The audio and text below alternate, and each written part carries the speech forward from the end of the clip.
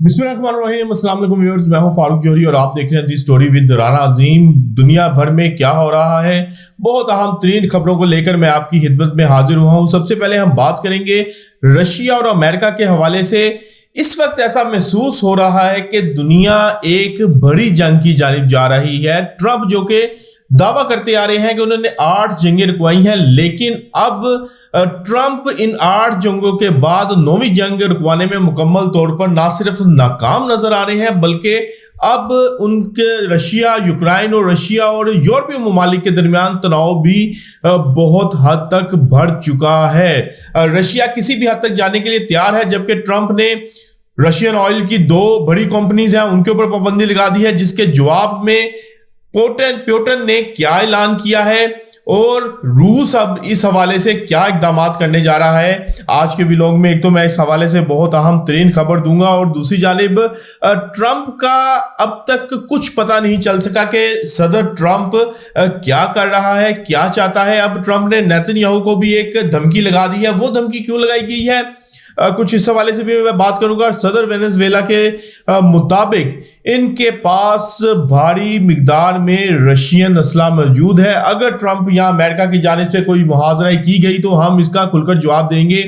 ये कहने की नौबत आखिर सदर वेनेजुएला को क्यों पेश आई है। इसके साथ साथ हम चाइना की भी बात करेंगे कि रशियन ऑयल कंपनीज पर पाबंदी के बाद चाइना की 2 बड़ी कंपनीज ने भी रशियन ऑयल खरीदने के हवाले से इनकार कर दिया है। वजह अमेरिकन पाबंदियां बताई जा रही हैं। इस तमाम सूरत हाल का क्या इंपैक्ट आएगा, और पाक अफगान जब मामला शुरू हुआ था तो पकीता के ऊपर पाकिस्तान की जानिब से स्ट्राइक्स की गई थी, जिसके बाद कहा जा रहा है कि एक हाई वैल्यू टारगेट को हिट किया गया और उसमें पाकिस्तान को बड़ी कामयाबी मिली थी। कुछ इस हवाले से भी मैं आपको अहम तरीन खबर देने जा रहा हूं, लेकिन तमाम खबरों की डिटेल में जाने से पहले दी स्टोरी विद राना अजीम को सब्सक्राइब करना ना भूलिएगा और बेल आइकन का बटन प्रेस करना ना भूलिएगा। कमेंट बॉक्स में अपनी आरा से हमें जरूर कहा कीजिएगा कि आपने हमारे व्लॉग को कैसा पाया है। बढ़ते हैं, पहली आम तरीन स्टोरी है।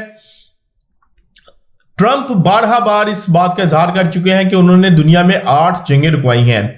बिलाशुबा ट्रंप की काविशों की बदौलत ही ये 8 जंगें रोकी गई हैं, लेकिन अब जो 9वीं जंग है जो कि अब तक जारी है, जो कि यूक्रेन और रूस के दरमियान चल रही है, उसके अंदर ट्रंप अब तक कोई खातिर ख्वाह कामयाबी हासिल नहीं कर सके, ना ही रुकवाने में ना ही रशिया को झुकाने में। जो 8 जंगें रुकवाई गई हैं, कहीं पर उन्होंने प्रेशर किया, कहीं पर अपने जो टर्म्स एंड कंडीशन थी ममालिक के ऊपर इम्पोज की और उसके बाद वो जंगें रुकवाई गई। लेकिन रशिया के मामले में अमेरिका और ट्रंप मुकम्मल तौर पर बेबस नजर आ रहे हैं। अब तक ट्रंप ने जितने इकदाम किए हैं, रशिया को उनके घुटनों पर या फिर बैक फुट पर नहीं लेकर जाया जा सका। अब ट्रंप ने रशिया की 2 बड़ी ऑयल कंपनीज हैं उनके ऊपर पाबंदी आयद कर दी है, और ये पाबंदी जो है वो रशिया को खासी जो है वो महंगी पड़ सकती है। लेकिन जो रशियन सदर है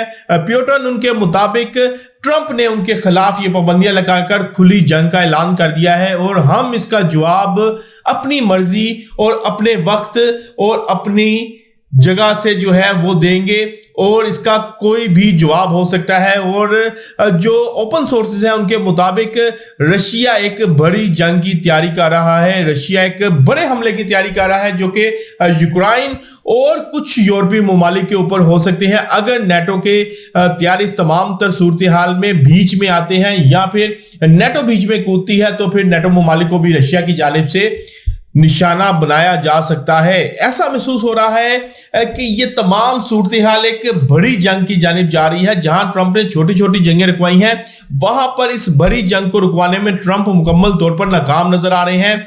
और रशिया के हवाले से जो इंटेलिजेंस रिपोर्ट्स हैं, उन्होंने ये दावा किया है कि रशिया एक बड़ी स्ट्राइक करने जा रहा है जो कि ना सिर्फ यूक्रेन पर होगी, बल्कि इस खित्ते में जहां जहां पर अमेरिकन मुफादात होंगे उनको भी निशाना बनाया जाएगा। और दूसरी जानिब फ्रांसीसी चीफ ऑफ जनरल स्टाफ को भी इस चीज का बखूबी इदराक है, लेकिन उन्होंने कहा है कि फ्रेंच आर्मी को तकरीबन 2 से 3 साल के अंदर अंदर रशिया के साथ बड़ी जंग के लिए तैयार हो जाना चाहिए।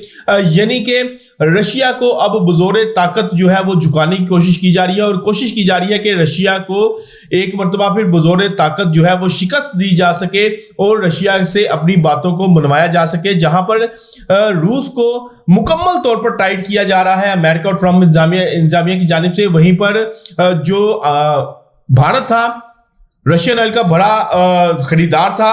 अब ट्रंप के मुताबिक इनकी मोदी के साथ अंडरस्टैंडिंग हो गई है कि 2025 के आखिर तक इंडिया भी रशियन ऑयल मसनूआत की खरीदारी मुकम्मल तौर पर बंद कर देगा।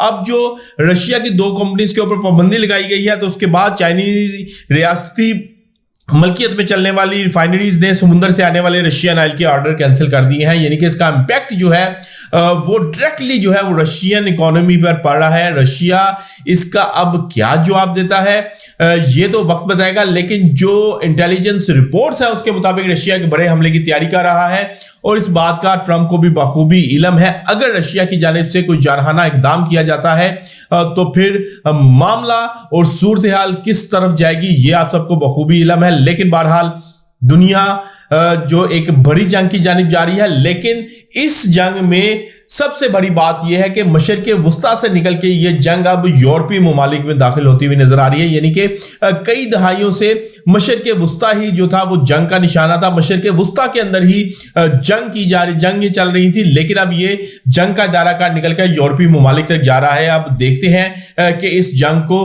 ट्रंप किस तरह रुकवाते हैं और ट्रंप क्या इकदाम करते हैं, क्योंकि ट्रंप की तमाम धौंस और जबरदस्ती के बावजूद प्यूटन अपनी जगह पर डटा हुआ है और अमेरिकन मुतालबात को किसी सूरत में तस्लीम करने के लिए तैयार नहीं है।